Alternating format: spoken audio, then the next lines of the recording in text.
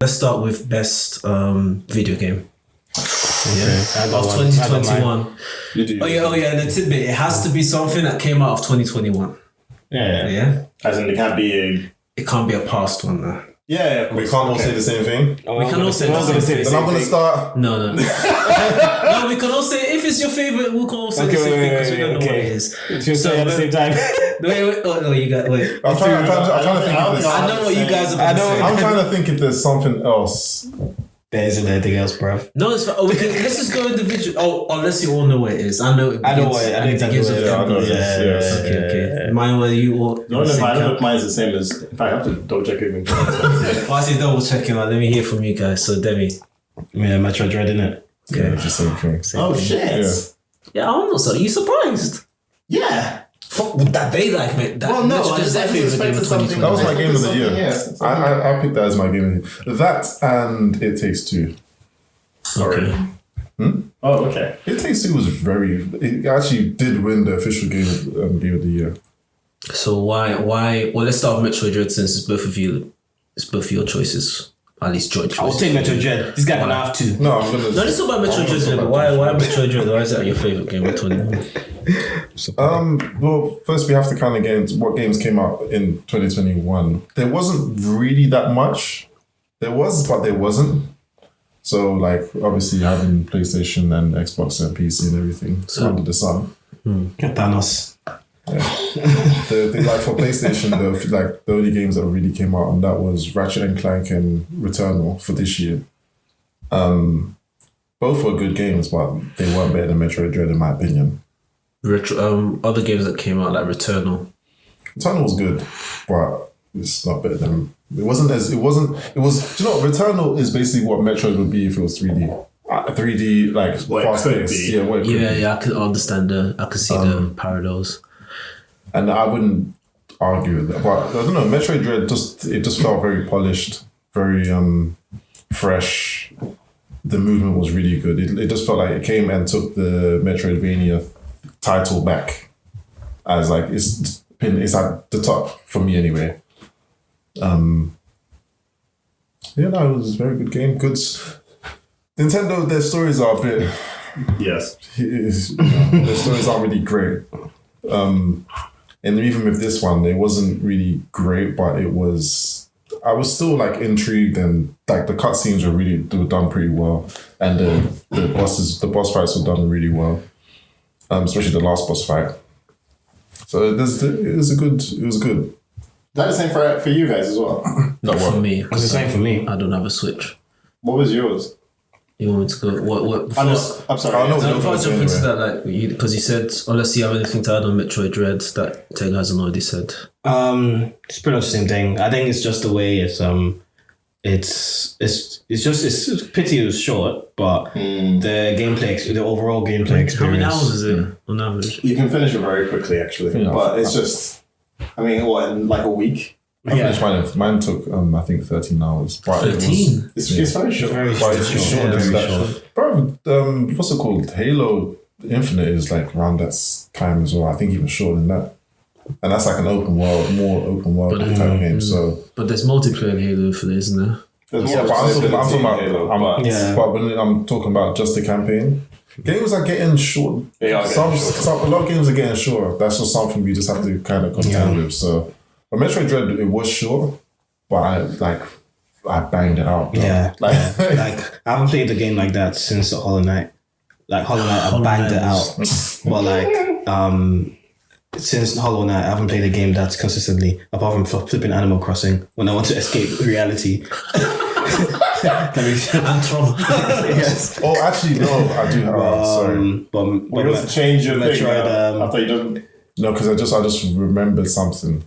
Okay. So it's Metroid, but I'll let you continue with Metroid. Oh, okay. There's not much else other than what you said anyway. It's just like the whole overall experience of it, the animation. I didn't actually mind the narrative. It was just fine. And just all the way through it. So you haven't played a Metroid game like that in ages, and it's like, I feel like it's it'll be a pity if they don't continue it, or if they don't bring some DLC or something. But it was a very fun experience. So that's why it's my top game. Just to add, like, remember it's 2021 and let's just have one. You cannot pick two or three. I actually forgot. I was gonna say Monster Hunter Rise. What's this year? That was this year as well. But it's hard for me to. I've actually thought that it was last year. It was this year as well. Both years just blended to one, bro. Yeah. That's the issue for me. Because 2020 is just a blur in it, you know. But this is one thing when we mention like things that we're going to talk about. It's hard to we have to kind of account for recency bias. I completely forgot about Monster Hunter Rise, even though it came out I think March of this year, and it sold. I think it was their highest selling game. That and Resident Evil, wasn't for Capcom. Wow. So it's a very good game. But I haven't played it in a while. I've played Metroid more recently, so that's maybe why it's more fresh in my mind. So is yours Metroid or is it Monster Hunter? You only pick one. Yeah, man. It's hard. Still have to pick one. It's really hard. I think I know what mine is and I have a decent reason for it. I'd say it's still Metroid. It's still Metroid. Yeah? Okay, so Metroid.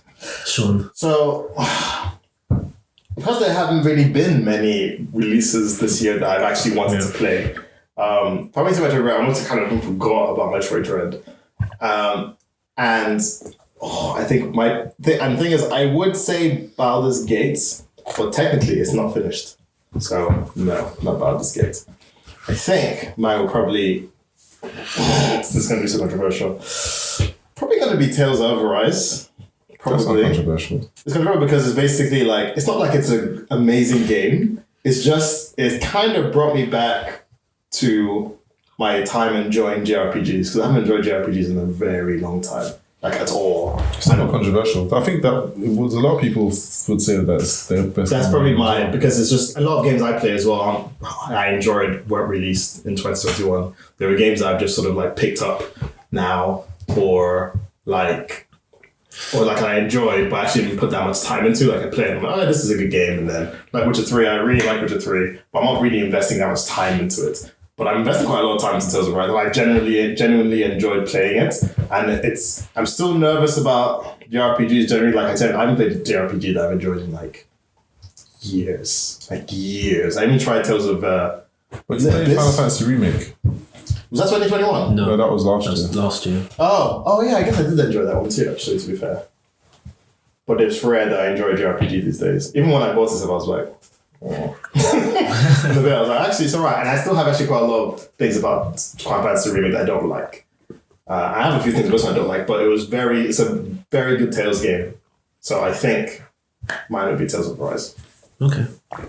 Cool. Great. That's on mine. I know yours as well. You know mine. What's yours? Deathloop. Yeah. Oh, really? You really like that? Deathloop was I really enjoyed it. It's because 21's been weird for games. Ever since I picked up, what was the last game I played consistently? Maybe Guilty Gear Strive, and then I just dropped it after a couple of months. It just got boring to me. Then Deathloop came at a decent price, I thought, and it was just on my laptop. So not my laptop, my PS5 for like 2-3 months. I didn't even touch it. I just bought it for no reason. I thought, let me just actually try and play this game. And once I started, I just couldn't stop. It gave me 2 or 3 sleepless nights.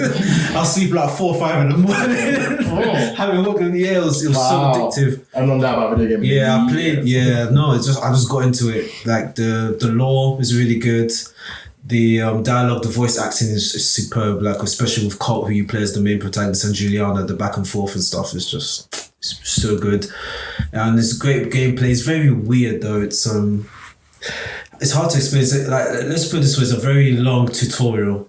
Like for maybe the first 3-4 hours of the game is basically a tutorial. Until you get into the really good stuff once you've done certain things and certain plot points have been progressed. So yeah, it's very similar to Dishonored. Dishonored is still in terms of the gameplay. Either you can be like a bit of a stealth whiz, or you can just go, gonko. Except for in Dishonored, there's a consequence for different styles that you use. Like if you go high chaos or low chaos, Deathloop doesn't really matter. But yeah, it's a great gameplay. Story-wise, it's alright. Towards the end, it was a bit like, But all in all, it's a phenomenal game. I can see why some people don't like it.